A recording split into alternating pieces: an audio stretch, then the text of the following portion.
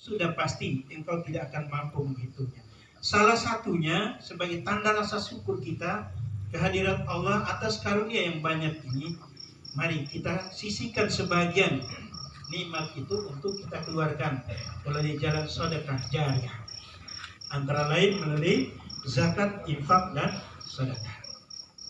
Karena hal ini insya Allah akan selalu menyertai kita, baik di dunia ini, lebih-lebih di akhirat nanti, sampai yaumil hisab.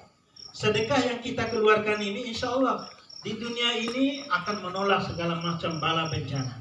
Rasulullah mengingatkan kaitan dengan ini, as-sadaqatu tasuddu sab'ina baban minas-su', kata Rasulullah.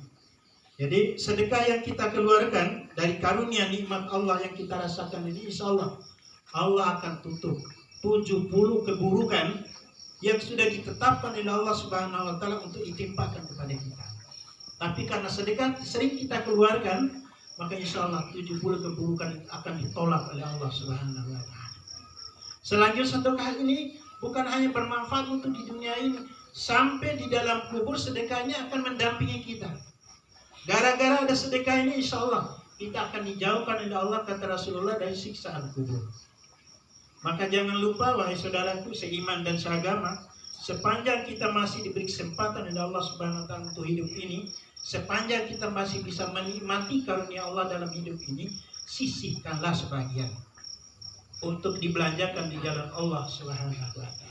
Insya Allah dikala kita kembali seperti Bapak tercinta kita ini, insya Allah kita akan diselamatkan oleh Allah dari siksaan kubur. Begitu kata Rasulullah dalam sebuah hadis. Lalu yang berikut, yang kedua, al-ilmu yuntafa'u bihi, ilmu yang bermanfaat. Dikala kita diberi nikmat oleh Allah Subhanahu wa taala berupa ilmu, kepandaian, keterampilan, mari kita ajarkan kepada orang lain. Sepanjang ilmu yang kita berikan kepada orang lain dan dimanfaatkan oleh orang lain dalam hidupnya, sepanjang itu pula lah nilai kebaikan dari ilmu itu akan terus mengalir kepada kita, terutama untuk menyelamatkan kita dalam kehidupan kita di alam kubur maupun di alam akhirat. Yang ketiga, kata Rasulullah, awaladan sholih yad'ulah, anak yang soleh yang selalu mendoakan orang tuanya. Jadi makna soleh di sini adalah anak yang baik, bukan anak yang soleh itu yang jalannya nunduk, tidak angkat muka, yang sepanjang jalan dia berzikir misalnya, pegang tasbih, bukan itu. Tapi anak yang baik itu yaitu anak yang memiliki perilaku baik, yang setiap saat ingat akan jasa orang tuanya. Dikala dia berdoa, dia akan selalu mendoakan kedua orang tuanya. Insya Allah doa anak yang soleh ini akan sampai kepada orang tuanya telah mendahulunya. Ada sebuah kisah dalam sebuah kisah hikmah, ada salah seorang anak yang ditinggalkan oleh orang tuanya tanpa disertai dengan harta dan kekayaan. Yang ditinggalkan hanya selama hidupnya anak ini diajari oleh orang tuanya untuk bisa membaca Al-Quranul Karim. Dari kepandaian membaca Al-Quranul Karim, begitu ditinggalkan oleh orang tuanya, anak ini selalu membaca Al-Quran dengan niat.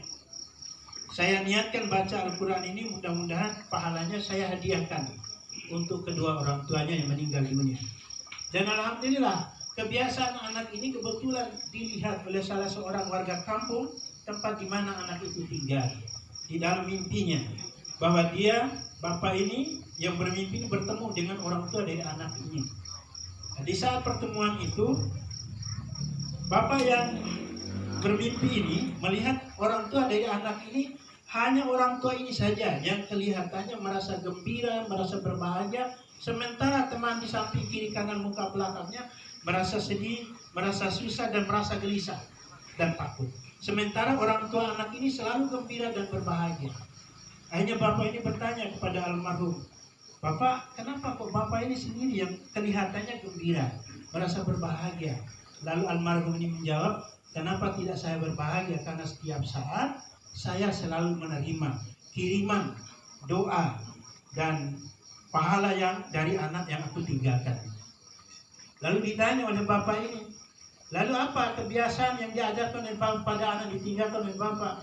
Tidak ada cara lain, sebab aku bukan orang kaya, tidak ada harta, tidak ada segala macam. Yang ada hanya saya ajarkan anak-anak saya sebelum saya meninggal untuk bisa membaca Al-Quranul Karim.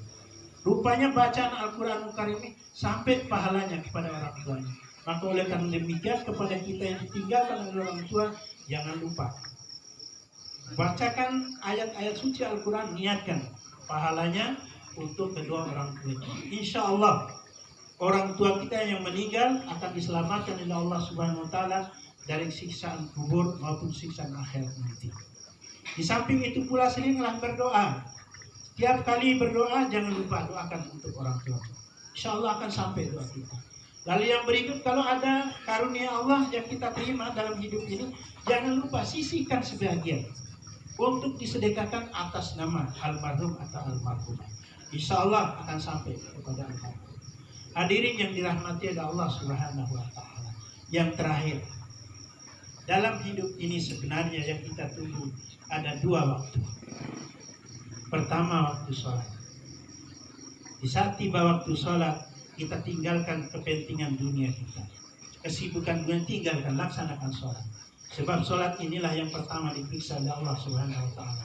Awwalu ma yuhasabu bil abdi yaumal qiyamah as-shalah. Fa in salaha salaha sa'iru amali, fa in fasadat fasada sa'iru amali. Yang paling pertama diperiksa, dihisab oleh Allah Subhanahu mulai dari alam kubur adalah sholat. Dikala sholat kita baik, maka insya Allah selamatlah kita dari siksa kubur maupun siksa neraka Allah Subhanahu Wa Taala. Tapi kalau kita tidak sholat dalam hidup ini, bagaimanapun hebat kita dalam kehidupan di permukaan bumi Allah, pasti mulai dari alam kubur kita akan disiksa oleh Allah Subhanahu Wa Taala sampai di yaumul hisab. Maka sholatlah sebelum disolatkan. Lalu yang kedua, waktu yang kita tunggu yang kedua adalah disolatkan oleh orang lain. Disolatkan oleh orang lain. Kalau kita sudah disolatkan oleh orang lain, berarti kita sudah menjadi mayat. Sudah tidak ada waktu lagi buat kita untuk berbuat baik. Sudah tidak ada kesempatan lagi buat kita untuk menambah amal ibadah. Kecuali kita pulang dengan apa yang sudah kita kerjakan sebelum kita dicabut nyawa kita oleh Allah Subhanahu Wa Taala. Hadirin tamu undangan yang kami hormati, mengingat masih ada acara setelah ini, maka kami batasi sampai di sini. Dengan satu harapan, mudah-mudahan sekali lagi 3 hal yang kita tinggalkan tadi kita lakukan dalam kehidupan yang antara lain sedekahul jariyah, aidan nifah, terus ilmu yuntafa, warasi ilmu, rawi luar, keterampilan tolong diajarkan kepada orang lain, lalu anak yang soleh yang selalu mendoakan kita yang telah meninggal dunia. Lalu yang terakhir, ingat ada 2 waktu yang kita tunggu dalam hidup ini, waktu sholat dan waktu disolatkan oleh orang lain. Insya Allah dengan mengamalkan apa yang kami sampaikan secara singkat ini, maka selamatlah kehidupan kita dunia dan akhirat. Mohon maaf atas segala kekurangan kami. Kami akhiri dengan ucapan wabillahi taufiq wal hidayah. Wassalamualaikum warahmatullahi wabarakatuh.